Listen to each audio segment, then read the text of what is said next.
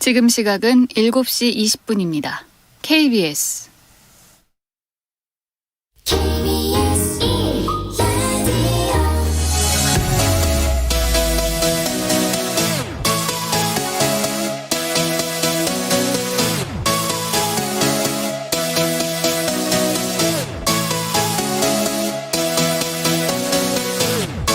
KBS 열린 토론.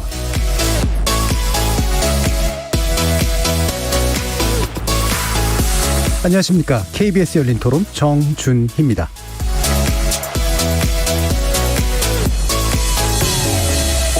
KBS 열린 토론 월요일에는 정치 재구성으로 여러분을 만납니다. 이번 주부터 제2차 추가경정 예산안 국회 심사가 시작되는데요. 아무래도 역시 전국민 재난지원금 지급 관련 쟁점이 핵심이겠죠.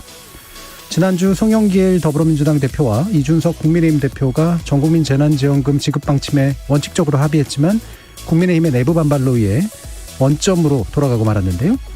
여야 간 이견만이 아니라 당정 간 합의도 안 된 상황이어서 전반 토론에서는 추경을 둘러싼 여야정 입장 차이와 함께 행정부에 대한 입법부의 권능 문제, 그리고 이를 가능하게 하는 정치적 리더십의 문제도 함께 짚어보겠습니다. 본격적으로 막 오른 대선 경쟁 구도에서 꾸준히 그리고 상당한 격차로 선두권을 유지해온 두 인물은 여권의 이재명 경기지사와 야권의 윤석열 전 검찰총장인데요. 이 대세론적 구도를 깨고자 하는 여야 후보들의 도전장이 이어지고 있습니다. 오늘 김동연 전 경제부총리가 정책 구상을 담은 저서를 출간했는가 하면 지난주에는 최재형 전 감사원장이 국민의힘에 전격 입당했는데요. 여기에 경선이 한창 진행 중인 민주당에서는 적통 논쟁이 또 뜨겁게 일고 있습니다. 선두주자들의 대세 굳히기 국면이라고 하기에는 아직 이르지만 그렇다고 해서 완전히 새로운 경쟁 구도가 만들어진 것도 아닌 상황, 정치의 재구성 패널들과 함께 분석해보겠습니다. KBS 열린 토론은 여러분들이 주인공입니다. 문자로 참여하실 분은 샵 9730 누르시고 의견 남겨주십시오. 단문은 50원, 장문은 100원의 정보 이용료가 붙습니다. KBS 모바일 콩, 트위터 계정 KBS 오픈, 그리고 유튜브를 통해서도 무료로 참여하실 수 있고요. 이제 콩 애플리케이션을 통해서 보이는 라디오로 KBS 1라디오 시청하실 수 있습니다. 날카로운 의견과 뜨거운 참여 기다리겠습니다. KBS 열린 토론 지금부터 출발합니다. 살아있습니다. 토론이 살아있습니다. 살아있는 토론, KBS 열린 토론. 토론은 라디오가 진짜입니다. 진짜 토론, KBS 열린 토론.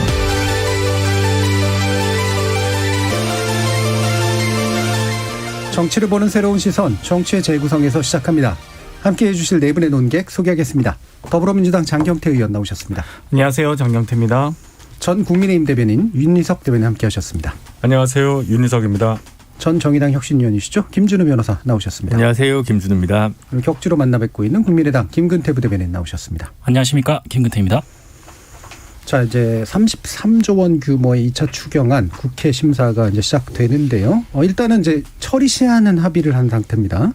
근데 이 시한대로 지켜질 수 있을지, 어떤 게 이제 문제가 될지 한번 짚어봐야 되는 시간인데요. 먼저 국회 안에 계신 원외 인사께서 먼저 얘기를 해주셔야겠네요. 예, 장경태 의원님. 네, 지금 현재 이제 각 상임위별 예산안은 다 통과가 된 상황이고요. 예결위로 넘어가 있는 상황입니다. 그래서 이제 22일 혹은 23일까지 처리를 목표로 하고 있는데, 뭐 다들 아시다시피 쟁점은 이 소위 코로나 위기 속에서 국민 재난지원금을 전 국민에게 할 것이냐, 혹은 소득 하위 80%를 적용할 것이냐에 대한 부분인 것 같습니다. 뭐 사실 양측이 저는 뭐 옳다의 문제는 아닌 것 같고요. 이 어떤 범위 내에서 예를 들면 전 국민이 피해를 입은 부분이기 때문에 결국 재난지원금은 재난에 피해를 입으신 분들을 대상으로 지원을 나가는 게 맞는데, 이 과연 소득으로 나눠서 코로나 위기가 닥쳤냐, 사실 그런 건 아니거든요. 그렇기 때문에 전 국민이 피해자였고 전 국민에게 지원하자는 논리와, 다만 이 좀 살펴보면 소위 5분위 소득, 소위 소득 상위 20%는 오히려 소득이 늘고 부채가 줄어들었거든요. 그러면 아무래도 이 사회적 양극화가 더 지속할 수 있다. 그렇기 때문에 굳이 소득이 는 분들까지 지원해야 되느냐에 대한 이 일단 있는 것 같습니다. 그래서 예.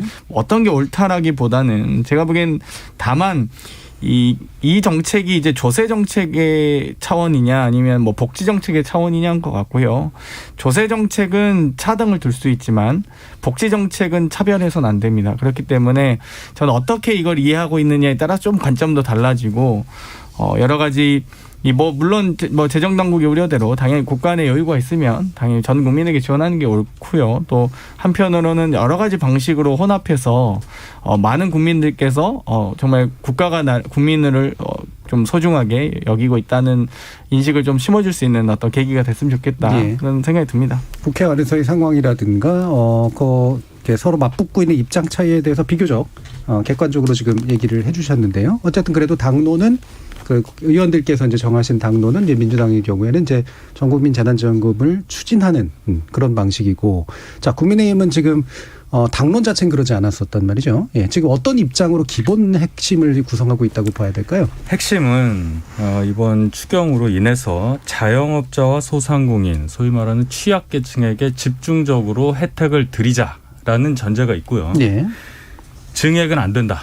이 상황에서 지금 합의한 액수를 가지고 그렇게 하자. 그렇기 때문에 추경 증액을 말씀하시는 거죠? 예. 그렇기 때문에 전 국민에게 지원한다는 것은 예산상의 문제도 있고 금액이 쓰여서 효과를 얼마나 얻을 수 있느냐는 측면에서 볼 때 효율성 측면에서도 문제가 있기 때문에 예.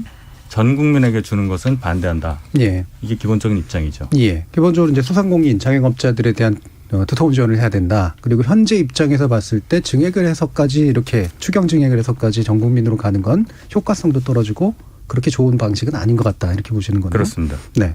자, 그러면 정의당 또는 김진우 변호사님의 입장은? 정의당 입장은 지금 아마 코로나 4단계 상황에서는 80% 100% 논쟁할 때가 아니다라고 예. 하는 게 이제 핵심적인 주장인 것 같고요. 민주당 같은 경우에 이제 지금 기재부 사이에서 계속 좀 논박이 오고 가고 있는 것 같은 게 이른바 그 신용카드 회사에 관련된 캐시백 정책과 예. 관련된 문제가 있는 것 같습니다. 이 부분에 대해서 정의당이 좀 비판을 많이 하고 있는 것 같고요.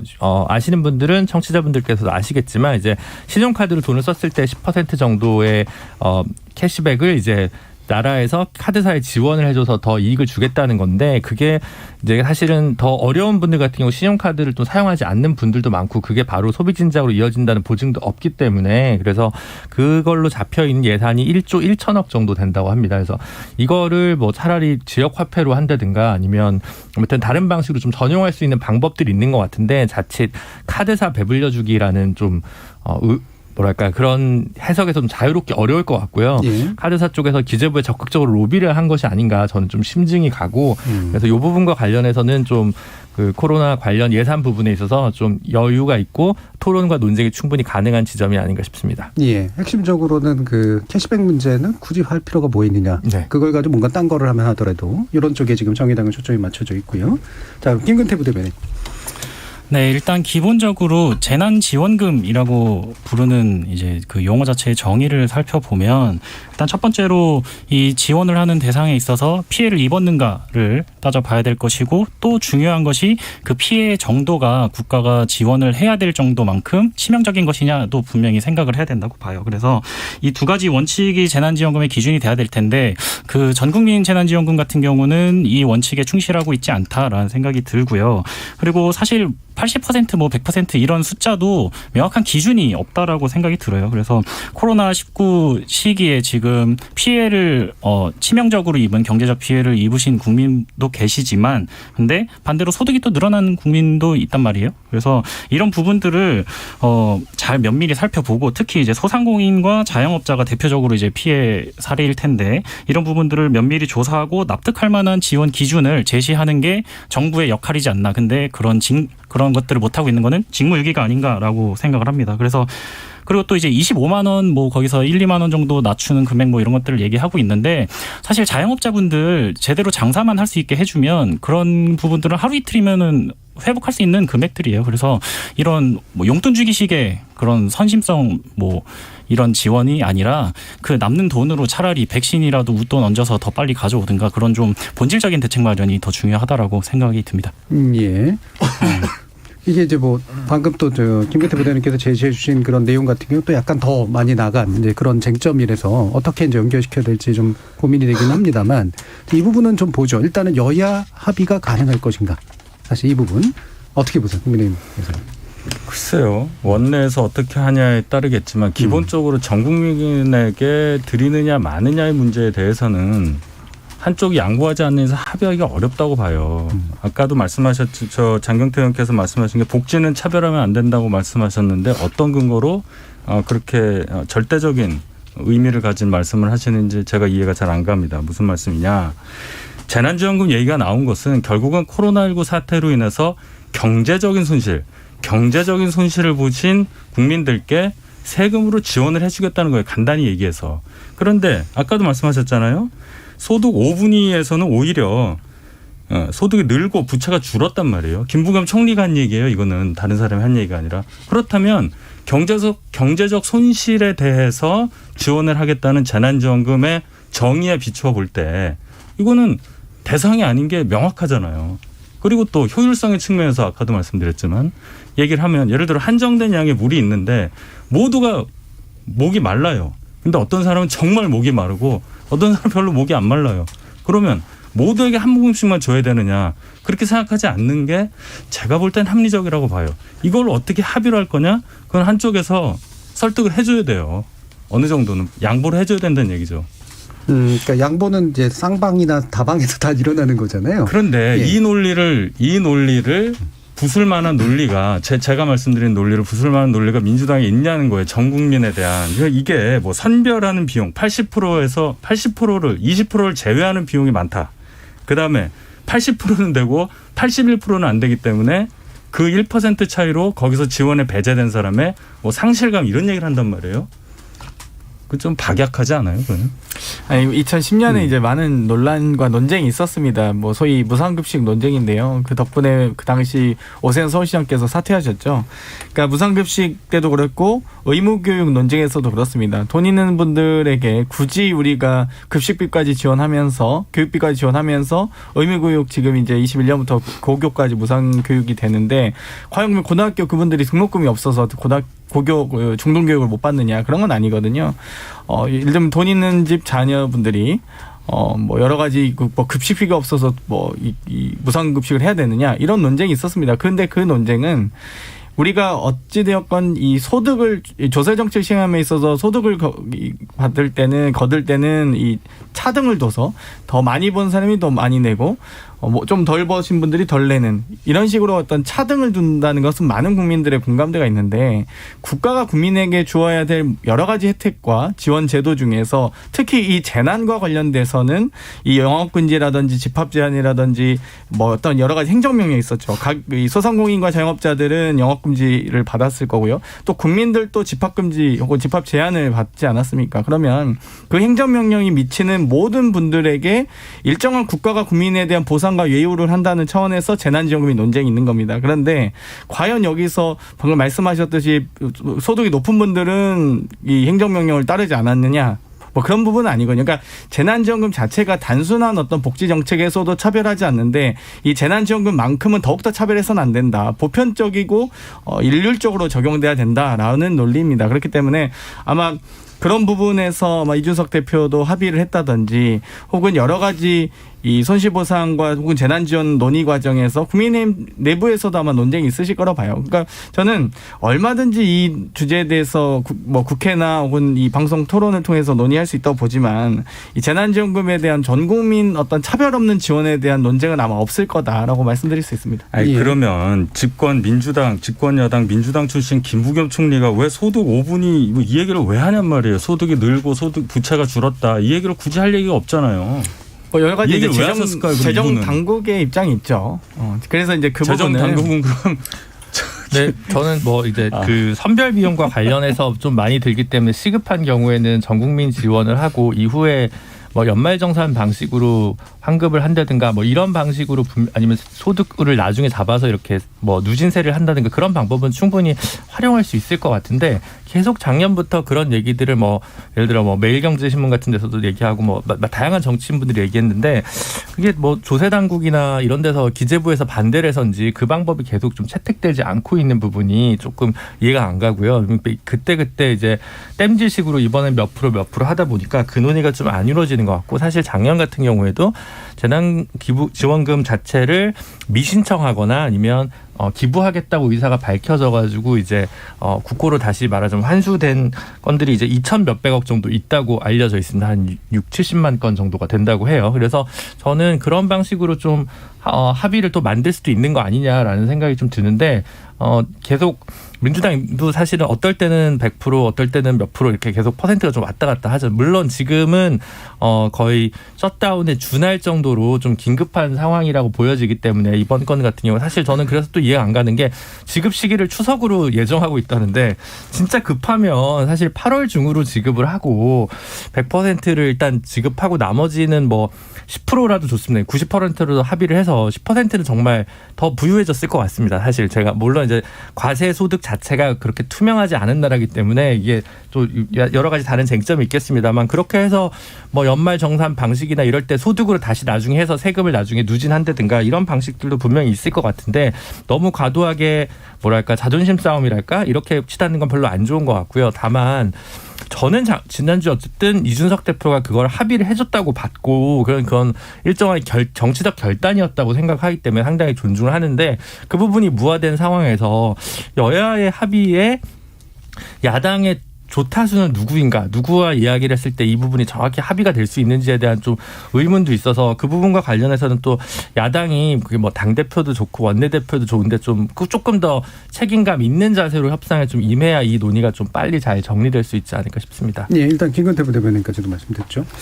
네, 일단 저는 조금 더 나아가 보겠습니다. 그럼 그래서 그 지난 6월에 이제 한국경제연구원이라는 곳에서 나온 보고서가 있어요. 그래서 세대별 조세 부담을 좀 폭넓게 생애 주기를 걸쳐서 이제 분석한 보고서가 있는데 일단 이것도 어떻게 보면 정부 재정을 사용하는 일이니까 정부가 책임감 있게 운영을 해야 되는데 지금 실태를 보면 이미 이제 앞으로 태어날 미래 세대들은 앞선 세대가 만들어 놓은 국가 부채를 상환하느라 거의 평생을 바쳐서 일을 해야 되는 그런 상황이 되고 있어요. 그래서 이런 것들은 사실 더 나아가서 저출산과도 굉장히 연관이 있는 것이고 근데 이런 부분들을 정부 여당이 책임감 있게 바라보면서 우리가 물론 어려운 시기지만 이 재정에 대해서 어떻게 우리가 운영할 것인가에 대한 고민이 절실하게 필요하다고 봐요. 그런데 그런 고민이 좀 결여되어 있는 측면이 있지 않나라는 생각이 듭니다. 예, 알겠습니다. 이게 어느 게 더 옳으냐는 그럼 요 정도만 얘기를 하고요. 이건 자꾸 이제 반복되는 이야기가 될 것 같아서요. 사람들이 다 입장이 있습니다. 그리고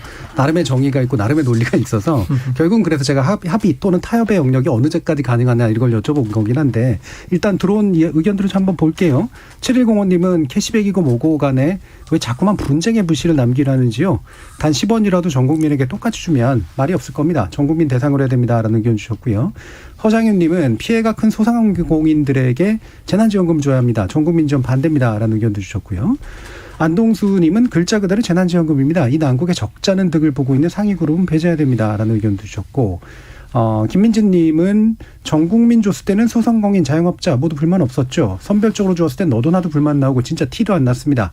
선별 지원과 전 국민 지원 지표 참고해야 됩니다라고 여러 가지 의견들이 좀 들어왔습니다. 그래서 일단 요거를 바탕으로 둬서 정치적 합의나 타협이라고 하는 건 이제 뭐 상당 부분 정치의 묘니까요. 예, 정치의 묘가 만약에 이제 만들어지면 결국에는 이제 지금의 정부 또는 이제 재정 당국도 여야 합의를 전제로는 재검토할 수 있다 정도인데 이 재검토할 수 있다 정도인가요? 아니면 그 권능을 인정한다 이건가요? 어떻습니까? 장경태 의원. 사실 이제 여야가 합의하는 게 가장 좋을 것 같고요. 예. 일단 야당 대표의 합의로 번복된 상황에서 저희는 이제 의총을 통해서 당론으로 전국민 지급을 확정 지었기 때문에 아마 당정 협의를 통해서 좀 더 조정 가능성은 좀 있다고 보고요. 예. 근데 뭐 조정 가능성 있지만 저도 이게 참 이게 너무 어려운 문제라 사실 어떤 식으로 합의가 많이 나올지는 사실 예측이 좀 하긴 어렵긴 합니다만 어렵습니다. 네.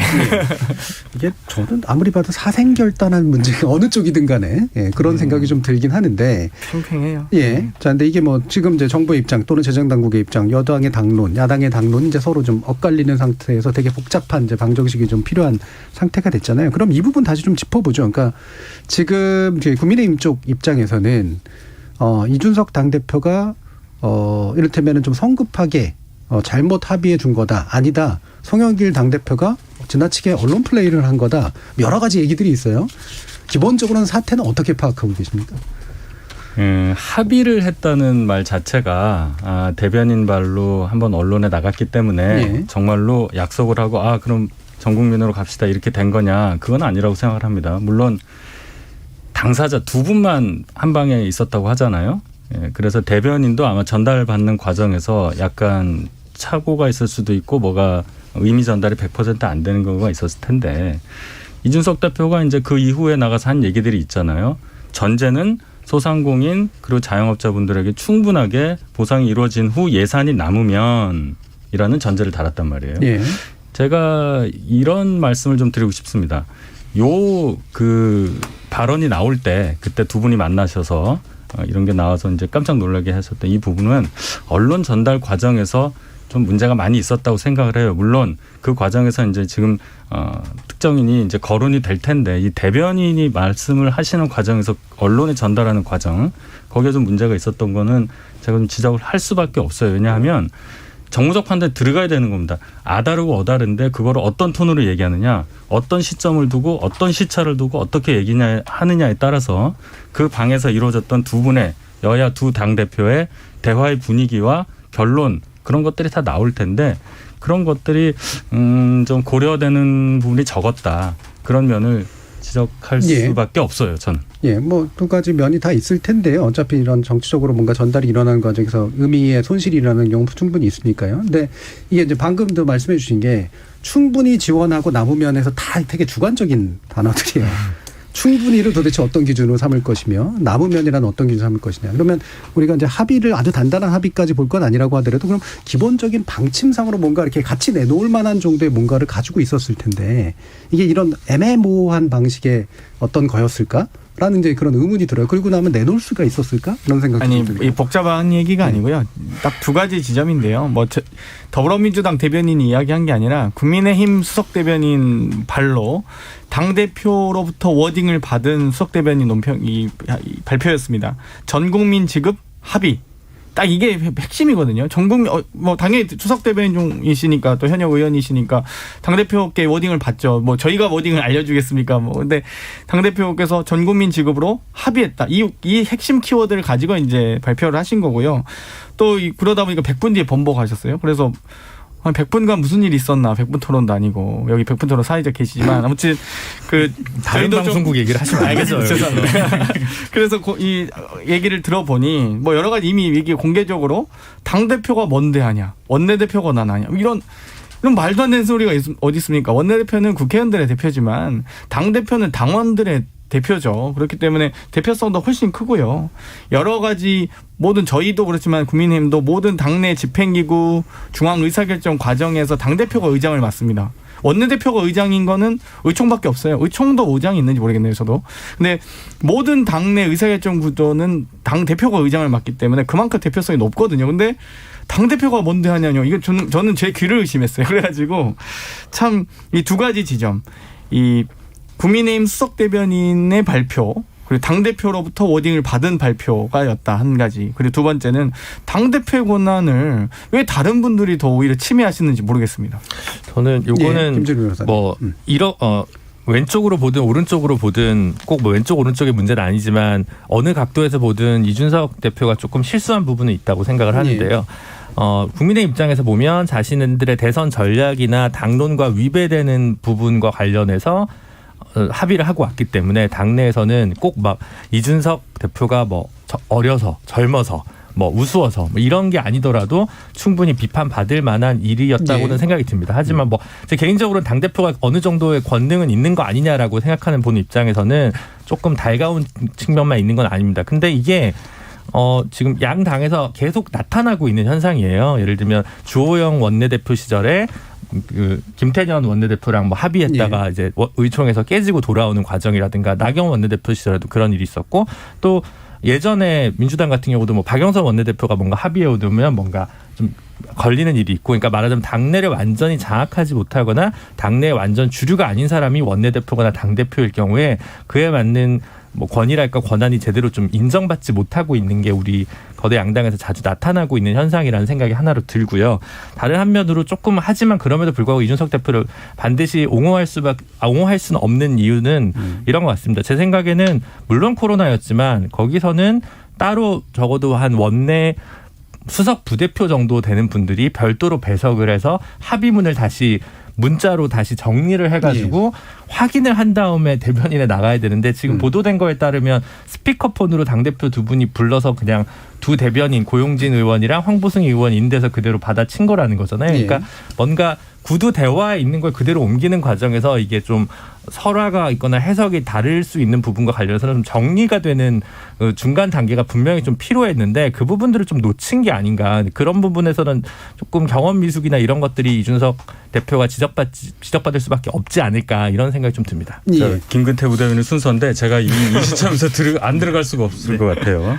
제가 이준석 대표 자리에 앉아서 방송을 하고 있는데 좀 난감합니다. 근데 제가 드릴 수 있는 말씀은 지금 말씀하신 부분 다 지적됐고 당에서도 과한 거 아니냐는 지적도 있었고 또 이준석 대표의 생각에 대해서 또 지지하는 의견들도 있단 말이에요. 이게 이제 취임한 지 한 달 정도 된 젊은 당대표에 대한 공격이냐 아니면 정말 말씀하신 대로 권위가 인정받지 못해서 그런 거냐. 그건 해석의 나름입니다. 제가 드리고 싶은 말씀은 그 사안 자체만 봤을 때 100% 합의, 정말 합의해서 우리는 이렇게 끌고 가겠다는 그런 굳건한 약속이었느냐. 지켜져야만 하는 약속의 그 강도가 있잖아요. 그걸 얘기하는 거예요. 그게 전달 과정에서 번복이라고 말씀하셨는데 번복이라면 번복이라고 할 수 있겠지만은 100분 후에 그 당대표와 또 그거를 얘기한 수석 대변인이 얘기를 해서 다른 메시지가 나갔다면 그걸 믿어줘야죠. 그러니까 이제 뭐 이 부분에서 누군가의 잘잘못을 따지는 건 뭐 충분히 지금 여러 가지 얘기들이 좀 나왔는데. 힘들어요. 근데 이제 그런 것 같아요. 그러니까 이게 결국 이제 우리가 흔히 정상회담, 국가 간, 그 다음에 또 정당 간 이렇게 이루어지는 것은 이제 상당 부분 권한이 위임되고 그 권한이 위임된 상태에서 나머지 것들이 이제 발표될 때의 공식성이잖아요.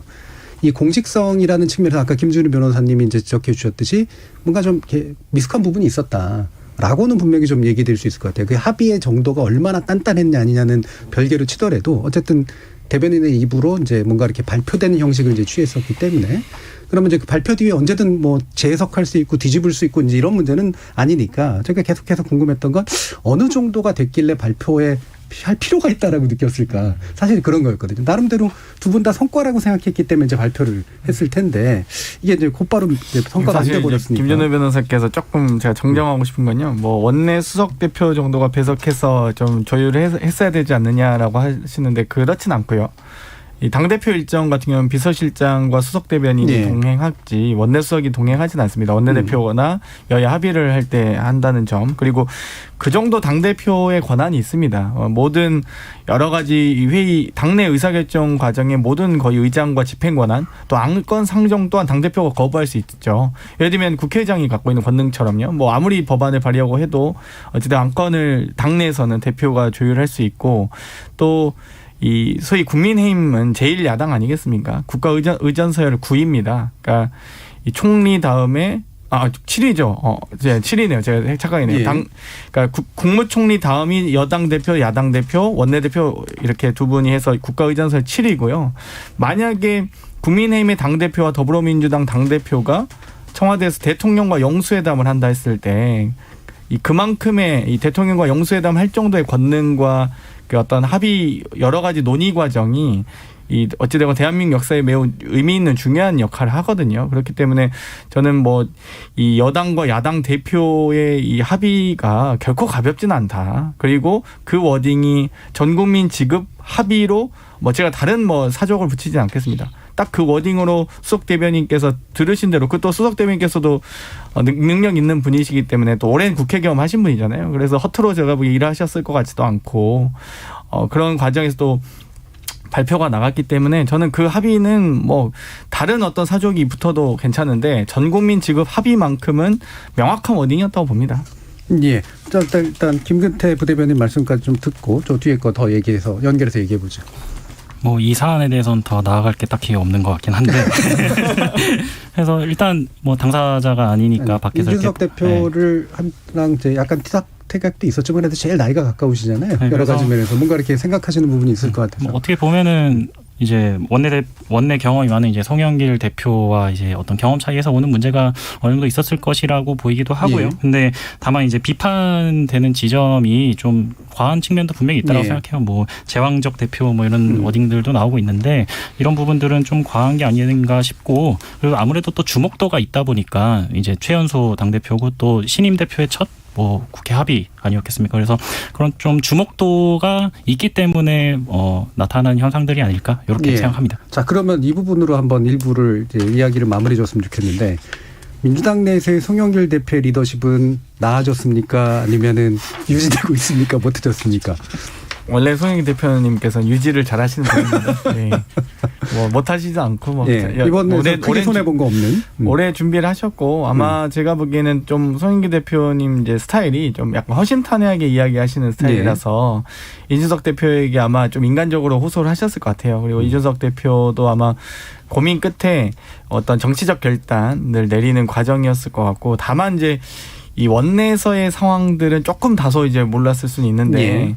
하지만 어떤 이 정치적 합의의 무게는 충분히 알 수 있다. 이준석 대표도 워낙 뭐 산전수전 뭐 공중전 하셨던 분이니까 그 부분을 분명히 감안하고 했을 텐데 아마 이 정도까지 원내에서 반발하리라고까지는 설마 그래도 이렇게 당대표로서 합의를 했는데 이렇게 좀 볼멘 소리를 할까라고 생각하지 않았을까 이렇게 예상하고 있습니다. 예. 그러면 이준석 대표의 리더십은 어떤 것 같으세요?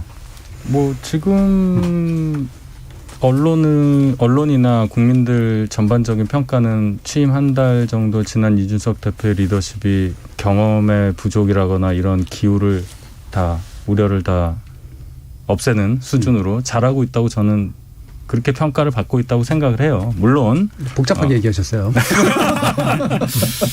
그래서 입장이 그러네요. 김대변인 대변인 아니시니까 허심탄회하게 얘기하셔도. 그래요. 그런 걱정이 많이 있었죠. 그리고 예. 한 달이라는 기간 동안에 사실 뭐 처음에 한 1, 2주 정도는 뭐 어디를 방문을 꼭 해야 되고 의전 같은 걸 해야 되니까 거기서는 뭐 좋은 메시지밖에 안 나오니까 예. 거기까지는 좋은 판단이 나올 수 있고 근데 이제 그 이후에 이제 3주째, 4주째, 이제 5주째 이렇게 가고 있는데 지금까지는 큰 말씀하신 뭐 이런 문제 약간 있을 수 있겠지만 그래도 우리가 당대표를 여러 분을 뵙는데 이 정도면은 굉장히 당을 잘 운영하고 있다. 저는 그렇게 개인적으로 평가합니다. 예. 자, 그러면 이 두 당의 핵심 당의 리더십에 대해서 어떻게 또 평가를 하시는지요? 근데 지금 이분들 실수도 조금씩 두 분 다 하셨고 예. 뭐 생각보다 잘하고 있는 부분도 있는데 경선 관리 어떻게 하느냐로 결국 평가받을 분들이어서 예. 나머지는 나중에 다 기억에서 좀 지워지지 않을까 싶습니다. 솔직히 말씀드려서.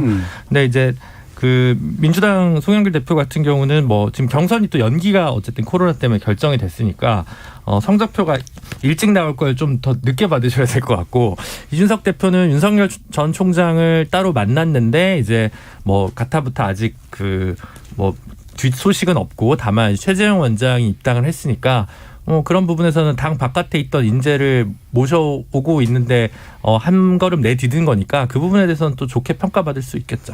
아무리 그 최재형 원장이 주도적으로 한 것이라 하더라도. 네. 그러니까 높낮이는 있겠지만 결국은 경선을 잘 관리할 문제로 갈 것이다라고 보시는 거고요. 예, 김근태 부대변인.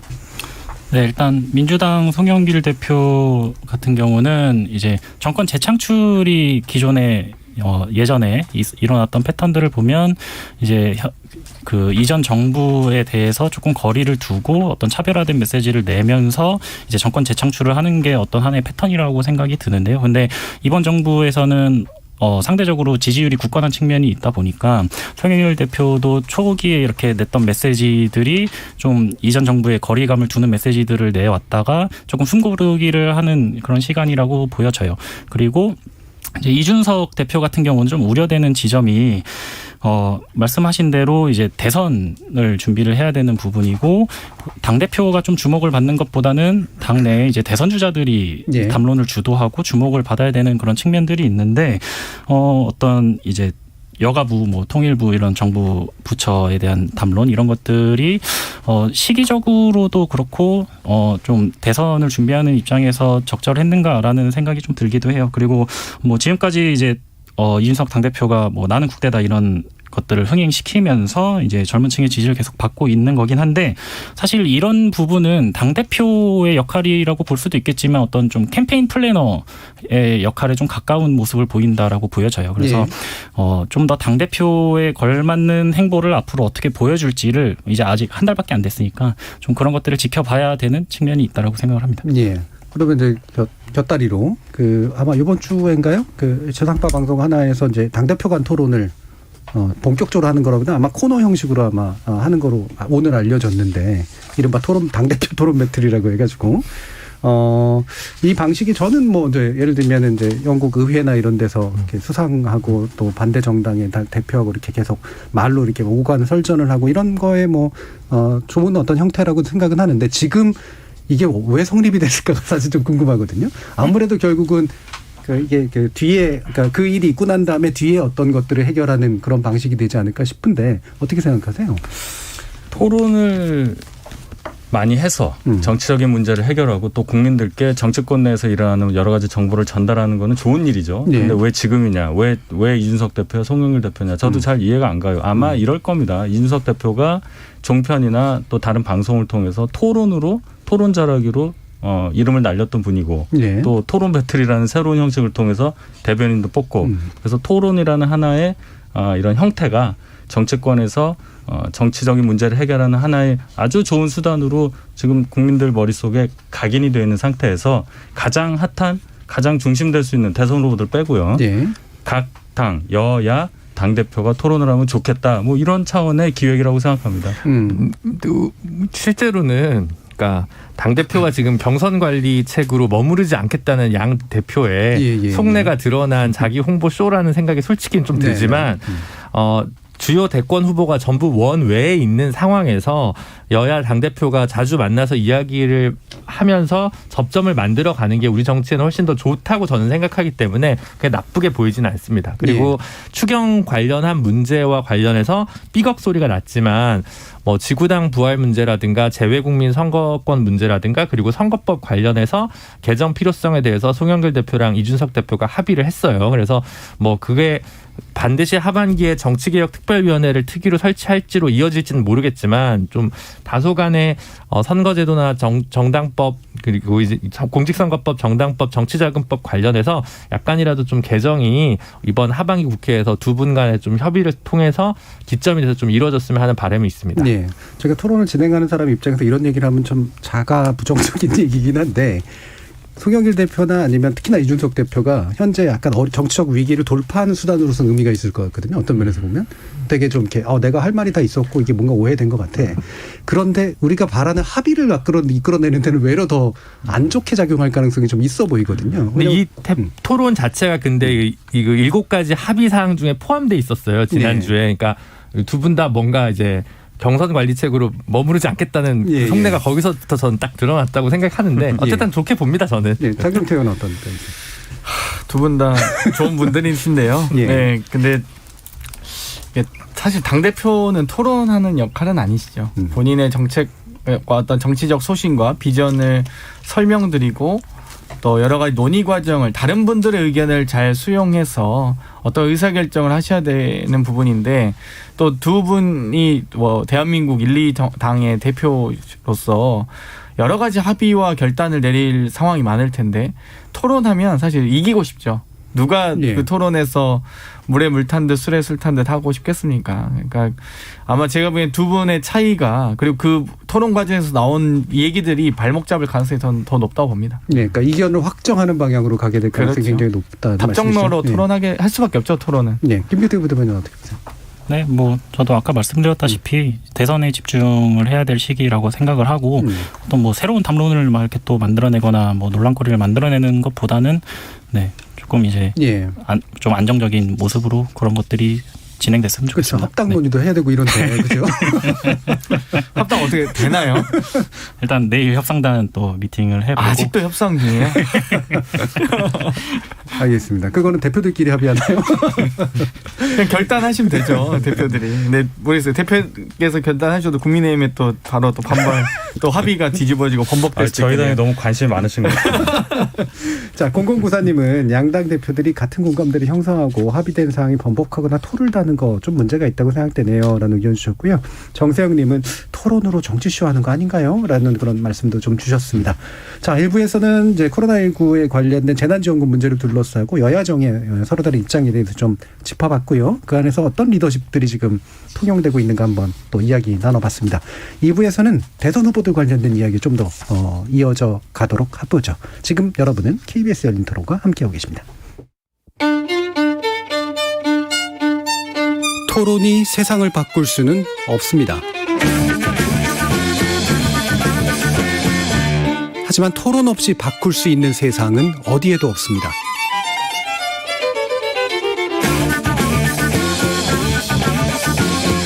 세상의 선한 변화를 갈망하는 당신. 정답이 아니라 질문의 힘을 믿는 당신. 우리 KBS 열린 토론에서 만납시다.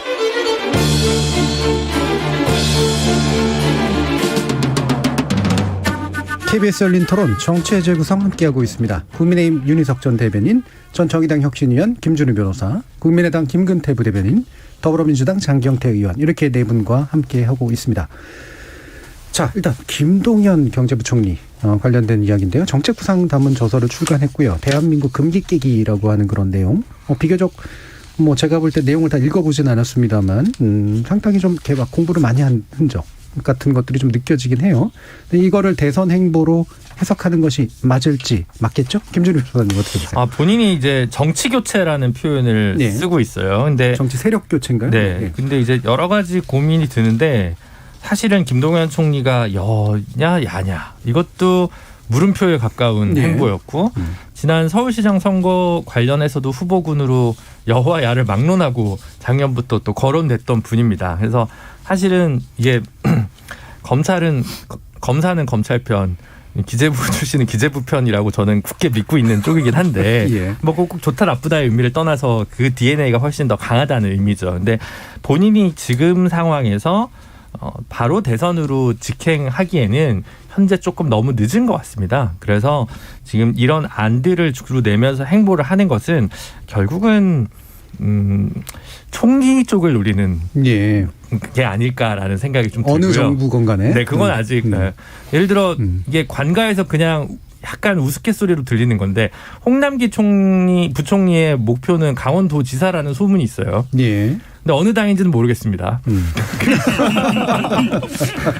네, 그래서 그렇죠. 비슷한 좀 맥락이 있는 것 같아요. 예. 아직 본인이 정치적 색깔을 드러나기보다는 이제 정책적으로 난 이 정도의 생각을 가진 사람이고, 왜냐하면 이게 오랫동안 어쨌든 준비를 하다 보니까 책이 나온 거고, 적어도 정확히 정치 신인들은 무엇을 하겠다는 건지, 이 사람의 살아온 경력은 알겠는데 이 사람의 비전은 무엇인지, 미래를 공유하기는 어렵다라는 비판이 많지 않습니까? 특히 최재형 원장이든 윤석열 총장이든 그런 비판에서 자유롭지 않은데, 그 부분을 오히려 불식시키면서 내용적으로 나는 준비가 돼 있다. 근데 그 위치와 관련해서는 꼭 대선 후보가 아니더라도 다른 역할을 좀 고민할 수 있는 여지까지 넓혀두고 지금 움직이고 있는 게 아닌가 싶습니다. 예, 새로운 해석이네요. 예. 근데 지금 이제 보통 여러 가지 설왕설래가 있었던 건 처음에 적어도 국민의힘은 안 간다. 그다음에 제3지대에 있다가 현재 여당과 나중에 마지막 타협을 할 것이다 얘기가 나왔다가, 또 국민의힘 입당 얘기가 또 잠시 이제 얘기가 나왔다가 또 그건 또 아니다 이제 이런 식으로 지금 되고 있는데요. 국민의힘에서는 어떻게 보고 계세요? 국민의힘 전체가 이분을 어떻게 보시는지는 제가 대변할 위치는 아니지만 예. 제가 그냥 개인적으로 볼 때 이분은 아까 말씀하셨듯이 여냐 야냐가 잘 모르겠어요. 저는. 예. 홍남기 지금 부총리하고 비교를 하셨는데, 박근혜 정권 때 이분이 국무조정실장으로 굉장히 큰 활약을 했고, 홍남기 지금 부총리는 청와대 비서관이었어요. 근데 요 두 분 다 현 정부에서 부총리를 한 분은 하셨고 한 분은 지금 하고 계십니다. 그래서 두 분의 성격이 양쪽 정권에 다 큰 일을 하셨던 분이기 때문에 여냐 뭐 홍남기 부총리 얘기는 나중에 하더라도 그래서 이게 하나 있고요. 그다음에 그러면 할 거냐 말 거냐 대선 뭐 나갈 거냐 말 거냐 이거 불분명해요. 그냥 뭐 유쾌한 반란인가요? 그 조직을 통해서 뭔가 봉사활동을 하고 자신의 어떤 활동에 대해서 많이 선전을 하고 계신데 제가 볼 때는 시간도 많이 부족하고요. 말씀드린 대로. 그래서 이분이 무슨 게임 체인저가 될 수 있느냐 또는 국민의힘 입장에서 볼 때 새로운 주작감으로 부상을 해서 기존 주자가 예를 들어 지지율이 떨어지거나 문제가 있어서 대선에 나가지 못하는 상황에서 대체제로서 활약을 할 수 있을 것이냐. 지금으로 봐서는 그렇게 낙관적으로 보이지 않아요. 미담도 많잖아요. 이분이. 뭐 상고 출신의 네. 야간대학을 졸업해서 어려운 환경에서 여기까지 온 입지전적인 인물이라고 하지만 미담 자체는 아름다운 거예요. 근데 선거에서 미담만 가지고 성공할 수는 없잖아요. 중요한 건 강력한 권력의지.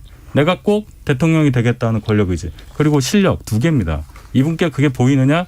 아직 미지수라고 봅니다. 네. 권력, 의지, 그다음에 실력, 그다음에 사실 세력도 되게 중요할 것 같은데. 그렇죠? 예. 근데 결국에는 그게 어느 당장의 당의 어떤 색깔이나 이런 걸 나타내는 방식은 분명히 아닌 것 같고 그냥 흔히 말하면 제3지대인데 이거 지금 안철수 대표한테 굉장히 불편하지 않을까요?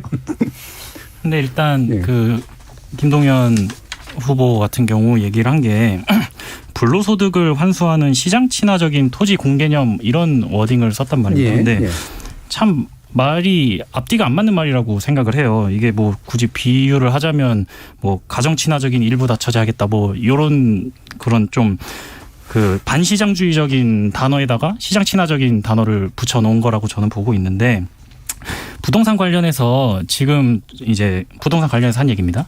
이제 부동산 관련해서 지금 정부 여당이 잊고 있는 거는 이 세금을 부과할 때 그게 전가될 수도 있다라는 사실을 잊고 있는 거예요. 그래서 주택에 대한 수요는 기본적으로 좀 비탄력적일 수밖에 없고 그렇다면 이제 세금을 올려버리면 수요자에게 그게 전가될 가능성이 굉장히 높은 건데 그래서 이런 현상이 가격 폭등으로 나타나는 거고 이 불로소득을 부당한 거라고 규정을 하고 환수하겠다고 나서면 그 역시도 어떤 형태로든 전가가 되게 돼 있다고 저는 봅니다. 그래서 부동산 가격 안정의 해법은 공급에 초점을 맞추는 데 있지 뭔가 무언가를 억제하는 방식으로 하다 보면은 악의 순환고리에 빠지게 될 거라고 보고요. 그래서 이런 워딩들을 봤을 때 어떤 야권의 그 정책 기조와는 좀 맞지 않다라는 것이 명확하게 보이는 것 같고요. 적어도 네. 현재 야 쪽은 아닌 것 같다. 특히 이 토지공개념 측면에 있어서는. 네, 맞습니다.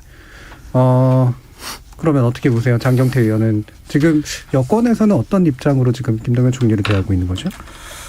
경제부총리로서 뭐 훌륭히 역할과 직무를 수행하셨다고 보고요. 뭐 여러 가지 이제 또 본인의 또 고민과 어떤 거치를 고민하는 과정에서 대선 출마를 고민하신 것 같은데 좀 아쉽긴 합니다. 워낙 또 이 모범생 스타일이셔서 여러 가지 이 정치적 과정을 이제 헤쳐나가는 것도 문제지만 또 정치적 결단을 내려야 되는 대통령이라고 하면 이 부총리나 장관과는 또 다르거든요. 이 선출직과 임명직이 다르듯이 또 특히 이 대통령 같은 경우는 여러 가지 정치적 결단, 승부수, 뭐 여러 가지 그런 기질도 좀 필요한데 단순히 노력만으로는 되진 않는다. 뭐 능력과 노력, 세력 모든 그 력들이 다 뭉쳐져서 총합이 만들어내는 과정이기 때문에 고민은 많으시리라 보고 또 열심히 또 잘 하시리라 보지만 최소한 그래도 국민의힘을 가지진 않았으면 좋겠다 이런 생각을 하고 있습니다. 네. 적어도 내가 갖지는 못하면 남한테 주고는 싶지 않다. 네.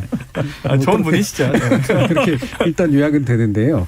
김종인 전 비대위원장이 지금 만났잖아요. 근데 물론 김종인 전 비대위원장이 워낙 많은 분들을 가끔 띄워주기도 하고 깔기도 하고 이러는데 그거는 이렇게 찍지만 사실 그 찍는 게 이분의 어떤 목표는 아닌 것 같거든요. 어떻게 해석하세요? 찍는 게 아니에요. 네. 여러분들이 물어보세요. 제가 볼 때는 뭐 예를 들어서 원희룡 지사 희망포럼 그 열 때는 가셔가지고 또 원희룡 지사가 대통령 갑니다 말씀하셨고 김동연 부총리가 현실인식이 훌륭하다 이렇게 말씀하시면 다들 그럼 김종인 위원장이 원희룡 지사를 미는 거냐? 김동연 부총리 미는 거냐? 그렇게 말씀하시는데 이렇게 봅니다. 이분은 야권 주자 전체 모집단의 크기를 불리려고 하신다고 저는 생각을 해요. 그래서 다 띄워주는 거예요. 이렇게 상향 평준화식으로. 그래서 누구도 좋다고 하고 누구도 좋다고 해서 야권이 결국은 정권 교체를 하는 데 있어서 큰 세력을 가질 수 있도록 후보군 몸집을 크게 하는데 지금 집중하신다고 생각을 합니다. 예. 근데 윤 총장에 대해서는 그렇게 얘기를 안 한 것 같아서. 윤 총장에 대해서도 충분히 예. 그렇게 띄워주셨고 지금 요새는 뭐 예를 들어서 여러 가지 쓴소리도 하시는데 그거는 저는 이렇게 말씀드리면 좀 개인적으로 보면은 윤 총장에 대해서 어떤 종류의 사인이라고 생각을 해요. 예를 들어서 입당하지 않고 11월쯤 아니면 뭐 2월쯤 가서라도 장외에서 단일화해도 좋다. 그것은 윤 총장에게 좋은 얘기예요. 어드바이스라고 봐야 되겠죠. 예. 또는 지금 하는 행보로는 예를 들어서 윤 총장 쪽은 윤 총장은 배우를 해야지 감독까지 하려고 해서는 안 된다. 이게 무슨 뜻이겠어요. 그렇죠. 여러 가지 언론을 통해서 간접적으로 윤 총장과 소통하고 계시다고 생각하고 소통하는 이유는 윤 총장의 존재감을 당연히 인정하고 계시기 때문에 그런 말씀을 하시는 거라고 생각합니다. 예. 지금 2081님께서 먼저 주위를 찬찬히 살펴보고 나서야지 어설프게 정치에 발을 들이면 의도치 않게 피해를 보는 경우가 있습니다. 김동연 후보도 이와 다르지 않을 거라고 생각합니다라는 의견 주셨는데요. 자, 최재형 원장 감사원장까지도 한번 얘기를 해보죠. 최재형 감사원장은 굉장히 조금 빨랐습니다. 네. 지금 김준우 변호사님 보시기에 좋은 의미 있는 결정이었다고 생각하시나요? 뭐 이제 본인의 그 대선 후보 경쟁력을 갖추는 면에서의 평가. 그러니까 뭐 사정기관이고 뭐 소위 그 다들 그 좋아하시니까 뭐 헌법기관장이 뭐 정치를 바로 하는 게 맞냐 안 맞냐 이 문제는 이미 뭐 별도의 문제가 돼버린 것 같고 본인이 대선 후보로 출마하는 데 있어서 저는 첫 번째, 두 번째 스텝이 굉장히 매듭이 잘 꼬매지고 있다는 생각이 되게 듭니다. 첫 번째로는 언론인 출신이나 법조인 일색으로 지금 공보나 정무라인 캠프를 꾸리고 있는 윤석열 총장에 비해서 삼선의 김영우 의원을 이제 딱 세운 거는 정치를 자기가 잘 모르면 정치에게 중진에게 어느 정도 맡기겠다는 위임을 제대로 할 줄 안다는 생각에서 되게 잘 둔 수라고 생각이 들고요. 두 번째로는 현실적으로 지지율이 윤석열 총장보다 떨어지는 입장에서 보면 뒤늦게 국민의힘 입당하는 것은 별로 큰 의미가 없습니다. 어차피 그럴 거면 입당을 먼저 하는 게 본인이 당내에 먼저 안착을 하고 보호를 받고 이런 면이 훨씬 더 좋은 거거든요. 그런 면에서는 최재형 원장이 김영우 전 의원을 영입한 것과 국민의힘에 발빠르게 입당한 것은 정치인으로 발돋움하는 데 되게 괜찮은 수였다는 생각이 들고요. 실제로 지금 지지율도 야당 후보 적합도 면에서 굉장히 일주일 사이에 큰 폭의 상승이 있었다고 생각이 들고 이제 그 다음이 근데 이제 뭐냐. 지난 2주 동안 리얼미터 지지율 기준으로 보면 윤석열 총장은 10% 정도 떨어졌지 않습니까? 지지율이. 반면에 이제 최재형 원장이 상당히 이제 올라간 측면이 있는데, 그러면 이제 그 다음에 최재형 원장이 무엇을 보여줄 것인가 좀 남아있지만 어쨌든 처음 수는 꽤 괜찮았다. 이런 생각이 듭니다. 예. 김준우 변호사님이 굉장히, 정치공학적으로 지금 평가를 해주셨어요. 예. 자, 그럼 정치공학적으로 평가하십니까? 갤런트 의원님. 유일한 선택지였죠. 사실 이제 윤석열 총장과 아무래도 비교를 많이 당하는 것이 사정기관장이었다는 점이고요. 차이가 있다면 지지율이었습니다. 그러면 그 지지율을 어떻게 낮은 인지도와 지지율을 극복하느냐는 일단 윤석열 전 총장보다 빨리 입당하는 것밖에 없었거든요. 결국 제3지대에서 겉돌아봐야 윤석열 전 총장과 겹치기밖에 안 하고요.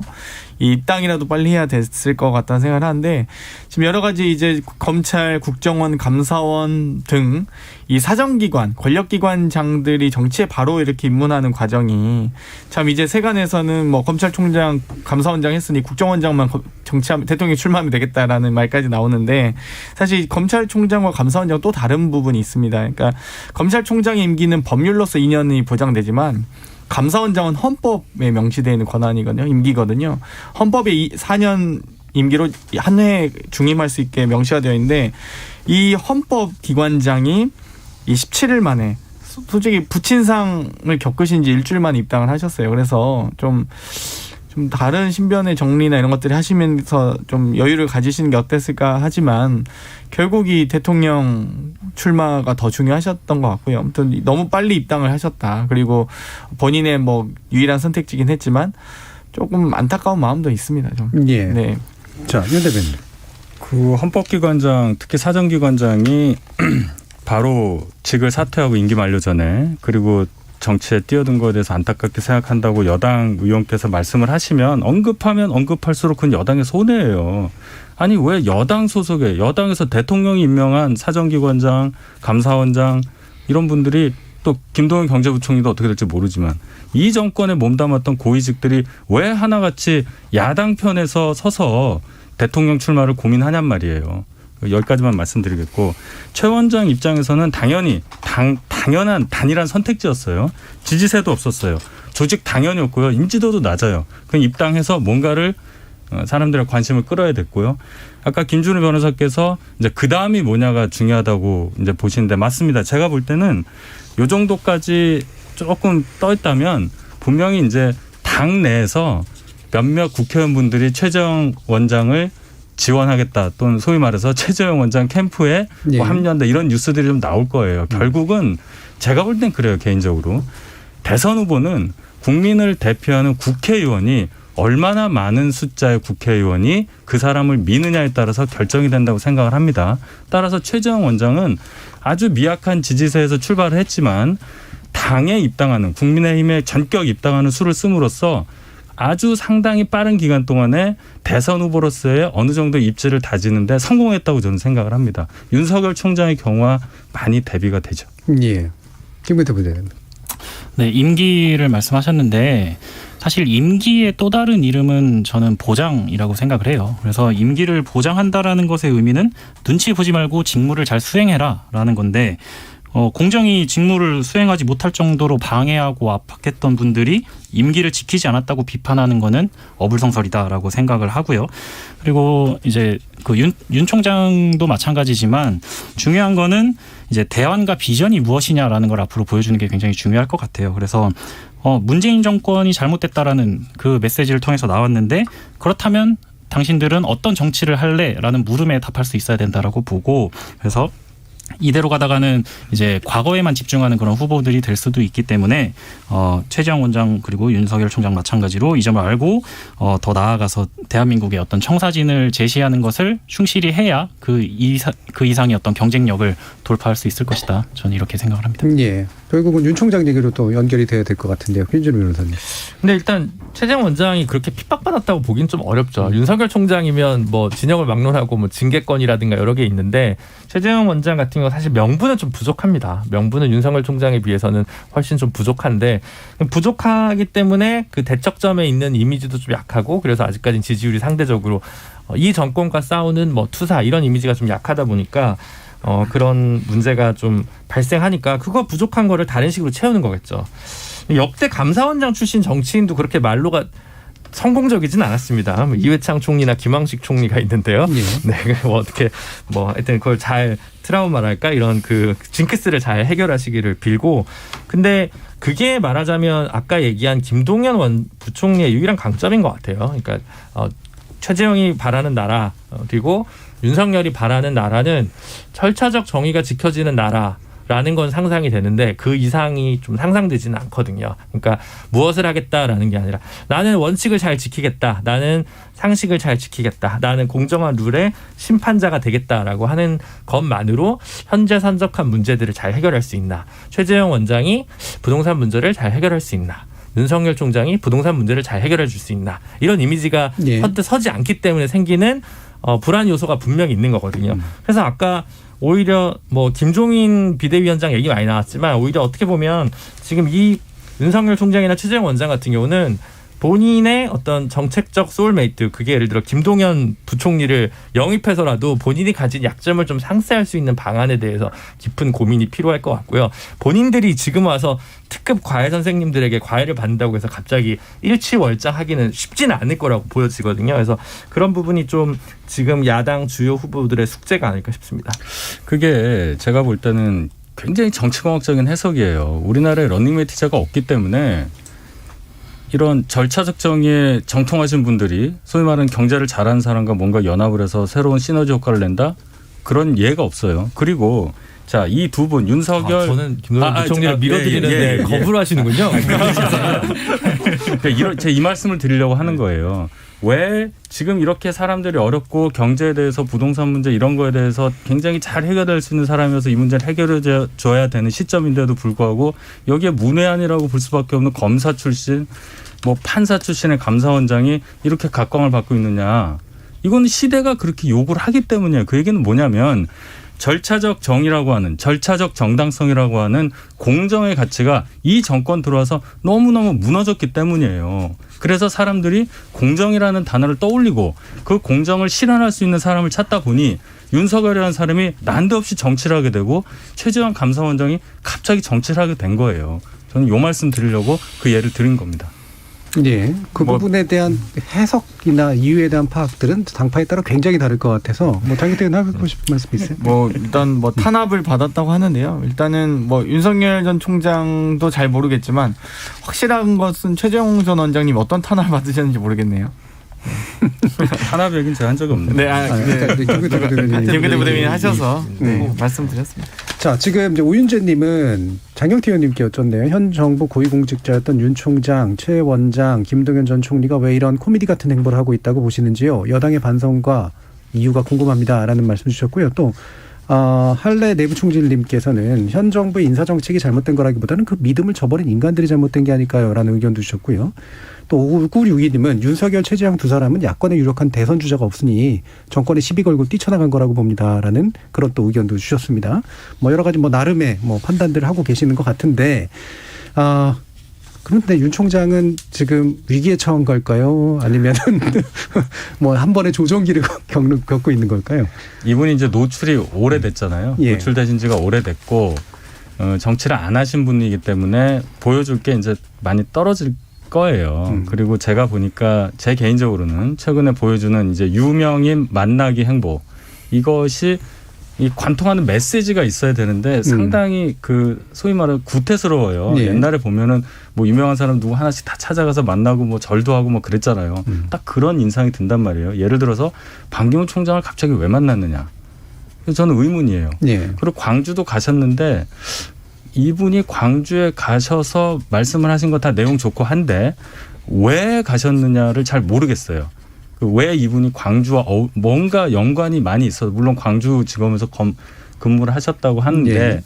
거기에서 보여주신 무엇을 나타내시고자 하신 거냐. 국민께 뭘 전달하시려고 거기를 가셨느냐. 이 방문하는 일정과 메시지가 명확치 않다 보니까 언론에서도 새로운 기사를 쓰기가 어려울 겁니다. 해석도 나오기 어렵고 그러면 국민들께도 이제 좀 신선한 뭐가 자꾸 공급이 돼야 윤석열 하면서 계속 이렇게 유지가 될 텐데 그게 지금 안 되고 있는 상황이라 봐요. 그래서 예. 가랑비에 옷 전다는 말이 있듯이 여러 가지 잡음도 있고 이분에 대한 여러 얘기들도 있고 이렇게 하는 과정이 정말 더 길어진다면 정말로 위기가 올 수도 있는 상황이어서 개인적으로는 좀 안타깝게 보고 있습니다. 예. 그러면 이제 제가 짧게만 더 여쭈면 흔히 예를 들면 처가 리스크라든가 엑스파일 이후로 이게 바뀌었어라든가 이런 식의 얘기를 하는데 그것도 한 가지 원인이 되겠습니다만 말씀 들어보면 그것만은 분명히 아닐 거라는 말씀이시잖아요. 저는 그 엑스파일 내용에 대해서 크게 지금 현재로서는 큰 영향을 준다고 생각지는 않아요. 예. 근데 이게 이제 어떤 게 문제냐면 그 내용 중에서도 사안별로 어떤 시점에서 굉장히 예민하게 받아들여진 사안이 있단 말이에요. 그거를 잘 정치적으로 대처를 하고 대응을 해야 되는데 그럴 능력이 있느냐, 그런 스텝이 있느냐, 그런 지원 세력이 있느냐, 그걸 걱정하는 겁니다, 저는. 예, 장경태 의원님. 일단 확실한 건 윤 총장의 하락세가 분명한 것 같습니다. 그런데 엑스파일 영향은 아닌 것 같고요. 예. 엑스파일은 아직 개수가 몇 개인지도 모르는 X개이기 때문에 아직 밝혀진 내용도 미지수이기 때문에 아직 방정식은 풀리지 않았다고 보고요. 다만 여러 가지 이제 처가에서 나오는 것들. 근데 조금 뭐랄까요. 본인이 공정함을 주장해 왔고 다른 분들에 대한 수사와 어떤 이 징벌에 대해서 엄격하셨는데 왜 스스로에 대한 수사와 징벌에는 엄격하지 않으신지 그렇다면 과연 그게 공정함인지 여쭙지 않을 수가 없고요. 또 한편으로는 당연히 캠프 대변인을 하셨던 이동훈 논설위원 정치 공작 발언하셨는데 저는 여권 여권에서 공작을 하셨다고 주장을 하셨는데 예. 밝히셨으면 좋겠어요. 그래서 본인이 좀 더 본인이 수산업자라고 주장하시는 분의 어떤 로비를 받은 것을 덮으려고 했던 그냥 워딩이 아닌가 이런 의심도 되기 때문에 본인이 그냥 떳떳하게 밝히시고 이렇게 하면 좋은데 자꾸만 어떤 측근이라고 해야 될까요? 아무튼 이 근거리에 계신 분들의 가족도 그렇고 대변인도 그렇고 여러 가지 이런 부분이 터지는 과정에서 또 본인이 지금까지 보여왔던 엄격함과 공정함을 잃고 있다. 그렇기 때문에 국민들은 뭐야 저 사람 공정하다고 생각했는데 결국 자기 측근 자기 가족들은 또다시 본인 스스로 말했던 원칙들을 무너져 가는구나라고 국민들이 이해하셨기 때문에 저는 하락세가 두드러진다고 보고요. 그렇다고 해서 뭐 최재형 원장이나 다른 어떤 분들이 뜰 수 있느냐라고 보기엔 좀 어렵지 않나. 예. 예를 들면 국민들이 원하시는 열망은 분명한데 그 열망의 어떤 피사체로서 역할하기에는 좀 다른 분들의 역할이나 또 그동안에 살아온 궤적이 그렇진 못해서 뭐 아마도 이제 윤 총장도 뭐 고민을 하시겠죠. 그 본인의 지지율이 형성된 과정과 원인이 있기 때문에 그걸 정확하게 분석하셨으면 그동안의 행보도 좀 더 정교하게 다듬어서 세심하게 하셨을 것 같은데 뭐 만나셔서 공부만 하시더라고요. 뭐 공부는 할 수 있죠. 근데 그 말을 뒤집어 보면 대통령을 출마하시겠다는 분이 공부를 이제서 하면 되겠습니까? 1년 전에 벼락치기해서 될 거면 우리나라 1년 만에 다 벼락치기 하고 있죠. 그렇기 때문에 미리 공부를 하셨어야 된다. 좀 조언 드리고 싶고 윤희석 대변인 같은 좀 유능한 분들을 빨리 영입해서 아니면 유능한 기획사로도 좀 잡으시던가 좀 뭐라도 하셨으면 좋겠습니다. 네. 예. 지난주에 강신업 변호사님 관심 많으신 것 같은데. 이미 상당 부분 진척이 있으신 것 같았어요. 네. 그러니까 사실은 뭐 윤석열 총장의 고민과 국민의힘 고민의 결은 다르죠. 국민의힘 지지자들의 고민의 결도 다르고. 예. 국민의힘 지지자들이나 보수 지지자들은 정권 교체가 목적이지 윤석열 당선이 목적이 아니기 때문에 그렇죠. 그런 면에서 윤석열 총장 입장에서는 자신의 지지 강도가 높지 않은 상황에서 어떻게 하면 자신의 지지율을 계속 유지할 것인가라는 질문이 던져졌는데 본인이 생각하기에 아마 그랬던 것 같아요. 결국은 입당을 어느 순간은 할 수밖에 없고 그래야만 대선을 치를 수 있다면 처음부터 조금 진솔하게 얘기를 하자. 그 공유의 가치를 자유민주주의라는 단어로 좀 엮자라고 생각을 했는데 중도층이나 무당층에서는 너무 이 급격한 우향후를 달가워하지 않다 보니까 오히려 지지율이 빠지는 모양새가 있고 그걸 수습하려다 보니까 갑자기 광주를 가서 본인이 뭐 예전에 뭐 모의 재판을 했고 뭐 이런 얘기들을 다시 이제 꺼내놓는 방식이 아닌가 싶고요. 그래서 좀 중장기적인 플랜이 좀 부족해 보이고 좀 그때그때 대응하는 수준으로 지금 캠프가 운영되고 있구나를 짐작하게 하고 있어서 빨리 팔로우업을 좀 하시길 부탁드리겠습니다. 예, 그러니까 지금 문제 시대는 사실 개별 안건의 파괴력은 그렇게까지 센 것 같지 않은데 말씀처럼 이제 거기다 대응의 방식이나 그리고서 뭔가 해결책이라고 나온 것들이 이렇게 좀 약간 뜨뜻미지근하고, 그러니까 기대에 잘 안 맞는 것 같고 이런 것들이 자꾸 이제 누적되는 그런 느낌 이렇게 확실히 좀 드는 것 같긴 해요. 김근태 부대변인도 어떻게 보세요? 네, 다른 분들 말씀하셨던 것처럼 여러 가지 이제 논란들이 있는데 그런 부분들이 물론 영향은 있었겠지만 근본적인 그 지지율 하락의 요인이라고 보기는 어려울 것 같고요. 예. 그리고 앞서 말씀드렸던 것처럼 근본은 그 모호성, 시간이 흐름에 따라서 그 모호성이 해결되지 않는다에 있다라고 생각을 해요. 그래서 지금 뭐 문재인 정권의 실정을 비판하는 데에서 그치지 말고 그 문재인 정권보다 더 나은 어떤 대안이 있는지 이런 것들을 빨리 국민에게 메시지를 내야 한다라고 생각을 하고 근데 또 그렇다고 해서 이 선명성을 보이기 위해서 또 국민의힘이 또 지금 입당하는 시기는 또 약간 그러니까 지금 시기가 맞지 않다라고 생각을 하고 왜냐하면 이제 아무래도 최재형 원장이 또 입당한 시점에서 또 시간을 그렇게 두지 않고 또 바로 입당을 해버리면 뭐 이렇게 견제하기 위해서 또 들어간다 뭐 이런 뉘앙스가 또 풍겨질 수 있으니까 그래서 해법은 빠르게 정책적인 선명성을 이제 대안적으로 국민께 제시하는 게 중요하다라고 생각을 합니다. 첫 메시지에 약간의 그 혼선이 있었어요. 그 중도와 탈문 진보를 아우른 외환 확장을 통해서 압도적 정권 교체를 하겠다. 말은 굉장히 좋고 목표가 굉장히 크잖아요. 근데 이거는 약간 언어 도단에 가까워요. 예. 그렇죠? 그래서 행보가 외부에서 보기에는 갈팡질팡하는 것 같고 메시지가 모호하다.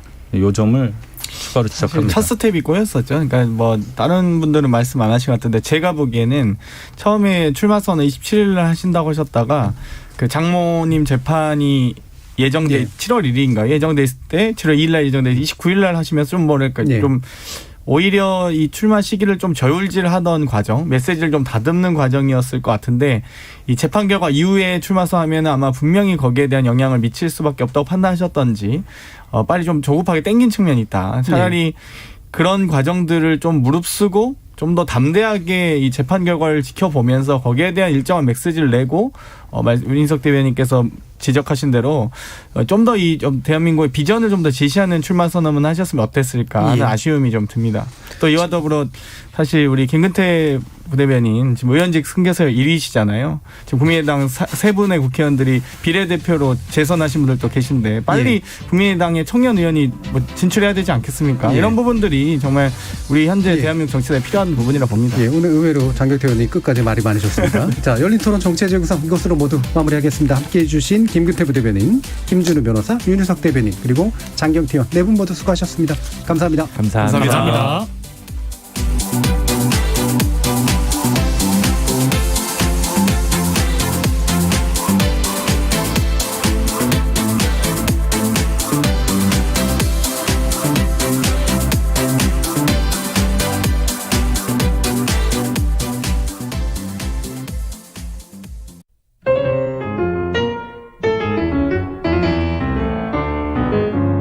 안녕하세요. 피아니스트 손여름입니다.